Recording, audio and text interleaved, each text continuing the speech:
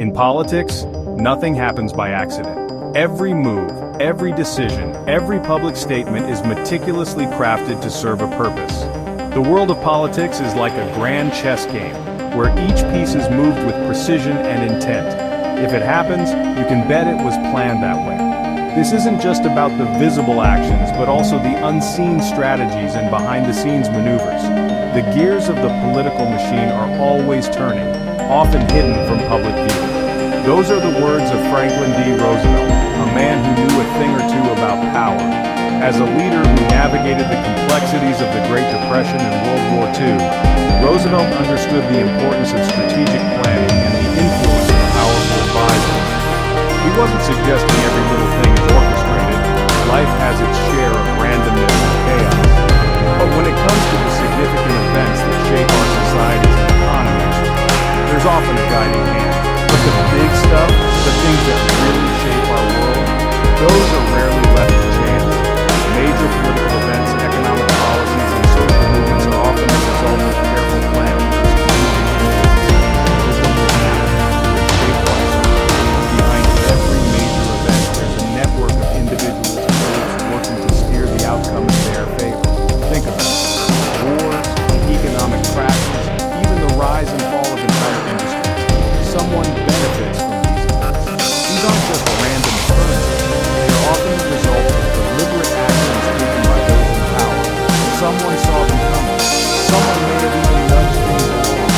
The ability to predict and influence major events is a hallmark of true power. This isn't tinfoil hat technique. This is about recognizing that powerful forces are always at play, shaping our reality. Leaders in the markets and even our daily lives are influenced by these forces. Who are these things? Who are the puppets? These questions lead us to a deeper understanding of the structure of power. That's the thing. Behind the curtain of global events we find a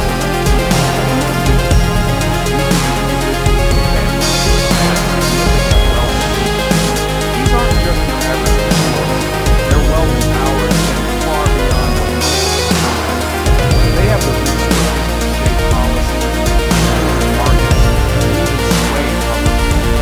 We're talking about individuals and families who amass wealth and influence on a scale most of us can't fathom.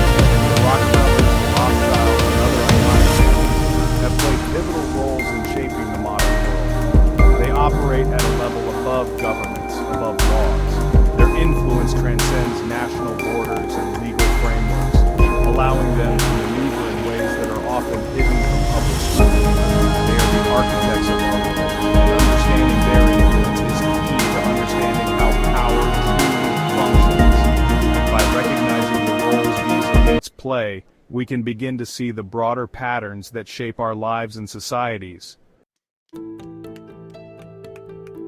The idea that a small, powerful group controls the world isn't new.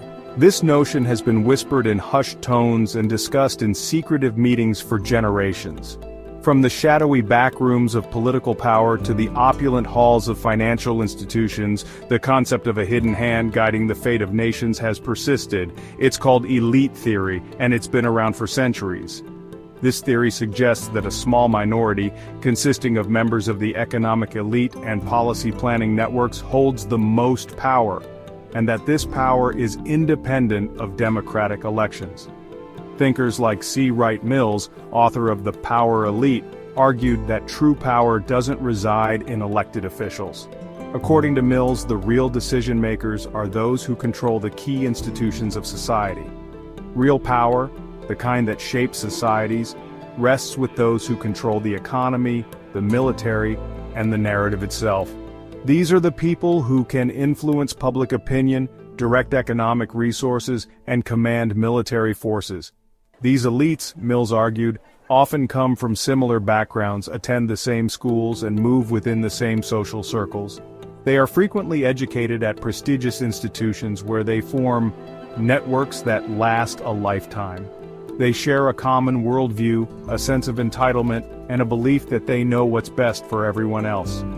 This shared perspective reinforces their power and influence, making it difficult for outsiders to penetrate their ranks.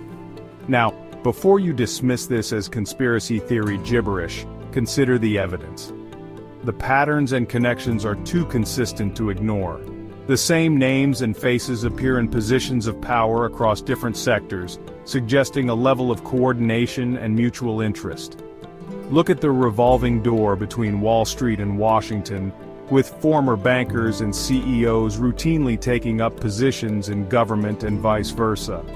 This interchange ensures that financial interests are always represented at the highest levels of policymaking. Notice how the same handful of corporations control vast swaths of the media, dictating what we see, hear, and believe. These media conglomerates shape public perception, often aligning their narratives with the interests of the elite. These aren't just coincidences, they're symptoms of a system where power is concentrated in the hands of a select few. This concentration of power creates a feedback loop, where the elite reinforce their own positions and marginalize dissenting voices. A system where the interests of the many are often subservient to the interests of the elite. This disparity leads to social and economic inequalities, fueling discontent and protest among those who feel left behind. The question remains, can this cycle be broken, or are we destined to be governed by the puppet masters? To understand the modern elite, we need to take a trip back in time. A journey that takes us through the annals of history, where the seeds of today's power structures were first sown. Back to the days of monarchs and empires where power was inherited, not earned. In those times, the divine right of kings was the prevailing doctrine, and the fate of nations rested in the hands of a few. Families like the Rothschilds, with their sprawling banking dynasty, held the purse strings of nations, financing wars and revolutions alike. Their influence extended far beyond mere financial transactions. They were the silent architects of geopolitical shifts. Then there were the Rockefellers, titans of the oil industry, who shaped the global energy landscape for decades. Their control over oil not only fueled the industrial age, but also gave them unprecedented leverage over global politics and economy. These families understood that true power wasn't just about wealth, it was about influence over governments, over public opinion, and over the very direction of societal progress. It was about shaping the very fabric of society to benefit their interests. They invested in industries, education, and healthcare, not just for profit, but to mold the world in their image. They used their fortunes to fund universities, hospitals, and cultural institutions, subtly shaping public opinion and influencing policy. These institutions became the breeding grounds for future leaders who would carry forward their legacy. They married into powerful families, consolidating their wealth and power across generations. These strategic alliances ensured that their influence would not wane with time, but would grow stronger. And they cultivated relationships with politicians, ensuring that their interests were always represented at the highest level. These relationships were not just about profit, they were about creating a network of mutual benefit and protection. These homes seem like relics of the bygone era. Their influence continues to this day. The skyscrapers, financial monuments to their enduring legacy. Their foundations and trusts still shape philanthropy and public policy. Through these entities, they continue to wield power, often under the guise of altruism and public service. Their descendants still hold positions of power and influence. They sit on the boards of major corporations, lead influential think tanks, and hold key political offices.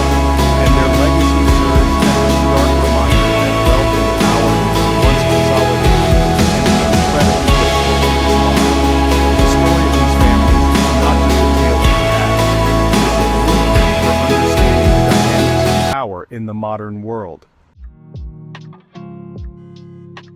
In today's digital age, a new breed of elite has emerged. They're not defined by old money or aristocratic lineage, they're the tech titans, the innovators and entrepreneurs who've built empires out of algorithms and data. Think Jeff Bezos, the founder of Amazon, who single-handedly reshaped the retail landscape and amassed a fortune that rivals the GDP of small nations. Or Elon Musk, the visionary behind Tesla and SpaceX, who's pushing the boundaries of space exploration and electric vehicles. And of course there's Bill Gates, the co-founder of Microsoft, who transformed the way we work and communicate, and who now uses his considerable wealth to tackle global health and development challenges. These tech giants wield unprecedented power. They control the platforms we use to communicate, the information we consume, and increasingly the very products and services that define our daily lives. Their influence extends far beyond the digital realm. They lobby governments, fund research, and shape public opinion on a global scale. Their every move is scrutinized, their every word analyzed for its potential impact on the markets, on society, on the future itself.